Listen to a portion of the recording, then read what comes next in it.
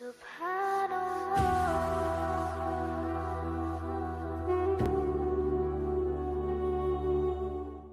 so we're back for another deep dive. Yeah, And this one I think is going to be particularly relevant for a lot of our listeners out there. definitely timely, I'd say.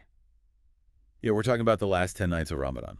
Absolutely. Some say the most important 10 nights of the year. Yeah, and I think, for our listeners, they really like to get to the kind of the core, the heart of things. The meat of it. Yeah, they like to really understand things efficiently. Straight to the point. Yeah.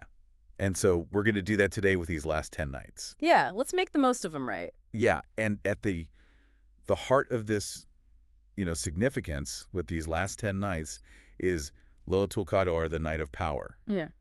And, the Quran describes this night as better than 1,000 months. Yeah. So, just think about that for a second. It's hard to wrap your mind around that kind of scale. Yeah, 1,000 months, like how many years is that? Well, 1,000 months, that's like, what, 83 years? 83 years. Just about, yeah. So you're telling me the one night is like 83 years? Well, in terms of the weight of your actions, the rewards, the potential, Yeah. it's huge. That's a lot to take in. Yeah, you can't really overstate the importance of this night. And so we've gone through a lot of material. Yeah, we've done our research. Yeah, trying to figure out how to really help our listeners, maximize these last 10 nights. Absolutely. We've got some practical stuff lined up, some real actionable advice, I think. Yeah. So let's jump into it. Yeah. I guess, let's start with Laylatul Qadr. Like, what is this night all about? Okay, so Laylatul Qadr, right? The night of power. This is the night that is said to be better than 1,000 months in terms of its blessings. Right. And the interesting thing is we don't know exactly when it is, Uh-huh. but we know it falls within the last 10 nights of Ramadan. Right. And more specifically, it's thought to be on one of the odd nights. The odd nights. Yeah, the 25th, you get the idea. Right. So like 27th, 29th. Yes, exactly. Okay. So we have these 5 nights that are particularly important. That's what the strongest opinions point to. And so, for me, listening to you, that kind of like tells me, okay, like there's like a window of opportunity here. Yeah, absolutely. And I think a lot of scholars emphasize that not knowing the exact night actually encourages us to strive harder. Oh, how so? Well, think about it. If we knew for sure which night it was, we might just focus on that one night and slack off on the others. Oh, that's a good point. But since we don't know, we're encouraged to treat each of these odd nights as if it could be Laylatul Qadr. Right. So we end up putting in more effort overall. I see. So it's like this kind of built-in mechanism to make sure that we're really giving our all. Exactly. It's like a divine push to stay engaged and strive throughout the entire period. Wow. So that's Laylatul Qadr in a nutshell. Pretty much. And now the question is, okay, what are we supposed to be doing during these nights? Right. What actions should we prioritize to make the most of this incredible time? Exactly. So let's get into that. Okay, so the first thing I want to talk about is prayer. Okay. Obviously, prayer is always important, but during these last 10 nights, we're encouraged to really step up our game. So you mean like pray more? Yeah, exactly. We should be trying to pray as much as we can, especially the nawful prayers, the voluntary prayers. Oh, okay. So like on top of the 5 daily prayers. Right, exactly. It's about going above and beyond. Got it. And within these extra prayers, there are 2 that are particularly recommended. Which ones? Qiyam and Tahajjud. Qiyam and Tahajjud. Okay. Yeah, so Qiyam basically means standing in prayer at night, and Tahajjud is a specific type of Qiyam that's performed in the latter part of the night. So like after you've gone to sleep and you wake up. Exactly. Right. It's that time when the world is quiet and you can really connect with Allah. Nice. There's something really special about praying at that time. Yeah, I can imagine. And, there's a hadith that really highlights the importance of praying during Laylatul Qadr. Yeah, which one is that? The Prophet, peace be upon him, said, "Whoever stands in prayer during Laylatul Qadr with faith and seeking reward his past sins will be forgiven." Oh. Powerful, right? So not only do you get the rewards of praying on this incredibly blessed night, but your past sins are also forgiven. Exactly. It's a chance to start fresh. That's huge. It is, and it's something we should all strive for. So, okay, so we're praying more, we're doing Qiyam and Tahajjud. Right. Is there anything else we should keep in mind about prayer during these nights? Yeah, it's not just about the quantity of prayers, it's also about the quality. Right. We should try to make our prayers long and sincere. Uh-huh. really focus on our connection with Allah. Yeah. Especially during sujood, the prostration. Yeah. That's a moment of ultimate humility and closeness to Allah. Yeah, that's a good point. And don't forget about witr prayer. Witr prayer. Yeah, it's the last prayer of the night. Okay. And it's important to make lengthy du'as during witr. Yeah, supplications, asking Allah for what you need and want. Oh, right. Yeah. Okay, so we've got prayer covered. What's next? What else should we be focusing on during these last 10 nights? Well, another really important act of worship is engaging with the Quran. Okay. And I don't just mean reciting it, although that's obviously important too. Right. But we should also be trying to understand its meaning and reflect on its message. Yeah, that makes sense. Really try to internalize the teachings of the Quran. So how can we do that?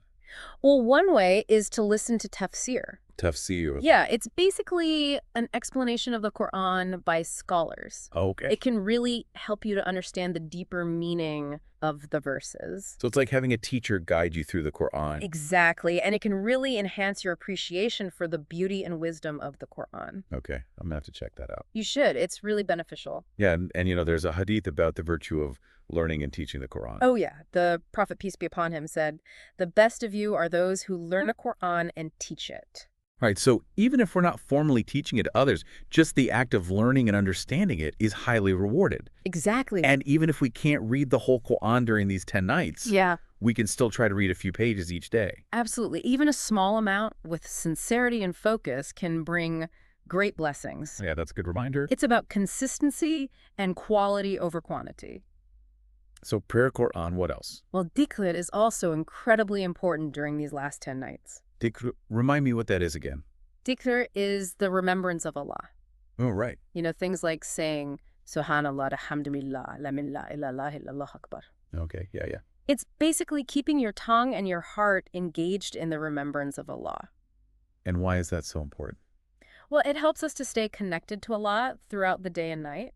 And it brings a sense of peace and tranquility to our hearts. I see. So try to make dhikr a regular part of your routine during these last 10 nights. Got it. Yeah. Okay, so prayer, Quran, dhikr, and then there's dufa. Absolutely. Dua is essential. I mean, Ramadan is all about dua, isn't it? You could say that, yeah, it's the essence of worship. Yeah, just like pouring your heart out to Allah. Exactly. And these last 10 nights are a particularly special time to make dua. So what kind of things should we be asking for? Well, first and foremost, we should be asking for forgiveness. Right. Especially with Laylatul Qadr and the possibility of having our past sins forgiven. Exactly. That's a huge one. What else? Well, we should also ask for guidance in all aspects of our lives. For good health, for our families, for success in this world and the next. Right. Anything and everything that's on our minds. Yeah, and it's not just about asking for ourselves. Right? No, definitely not. We should be making dua for our families, our friends, the entire Muslim community, the ummah. Right. The Prophet, peace be upon him, encouraged us to make dua for others. Yeah, that's a good point. And there are certain times that are considered especially auspicious for making dua. Oh, really? Like when? Well, one is during sujood. The prostration. Right. It's a moment of closeness to Allah. Makes sense. Another time is between the adhan and the iqama. Oh, okay. So between the call to prayer and the start of the prayer. Exactly. And also during tahajjud. Right. The late night prayers. Exactly. These are all times when our duas are more likely to be answered. Oh, wow. Okay. So we got to make sure we're making the most of those times. Absolutely. And, you mentioned a specific dua for Laylatul Qadr. Right. Can you remind us what that is? It's Allahumma innaka afuun karimun tuhibbul afwa fa'fu anni. Okay. And what does that mean in English? It means, oh Allah, you are most forgiving and you love to forgive, so forgive me. That's beautiful. It's simple but powerful. Yeah, and easy to remember. Exactly. We should try to repeat it as much as we can during these last 10 nights. Okay, great. So prayer, Quran, dhikr, dua. Yep. Anything else? Well, we also shouldn't forget about charity. Oh, right. Sadaqah. Exactly. Sadaqah is always important, but it takes on an even greater significance during these last 10 nights. Why is that? Well, for one thing, the rewards for giving charity are multiplied during Ramadan. But here's the really amazing part. If you give charity on the night of Laylatul Qadr, it's like you've been giving charity for 83 years. Wow, are you serious? Yeah, it's incredible. So every dollar, every cent you give is like giving that amount for 83 years. Exactly. It's mind-blowing. It's a huge incentive to be charitable. It is. And it doesn't have to be a huge amount. Right. Even a small amount given with sincerity can have a huge impact. Yeah, that's a good point. So try to give something every day, even if it's just a few dollars. Okay, so what are some good ways to give charity during these last 10 nights? Well, you could sponsor an orphan. Uh-huh. You could donate to a food bank. Okay. You could support a mosque or an Islamic charity. Right. There are so many worthy causes out there. Yeah, and even just like helping out a neighbor or a friend who's in need. Absolutely. Any act of kindness and generosity counts. Okay, so we've got prayer Quran, their Torah charity. Right. What about Itikaf? Ah, yes, itikaf. Now, for those who don't know, can you explain what Itikaf is? Sure. Itikaf is basically secluding yourself in a mosque for a certain period of time, Okay. usually during the last 10 days of Ramadan. Uh-huh. And the purpose is to devote yourself completely to worship.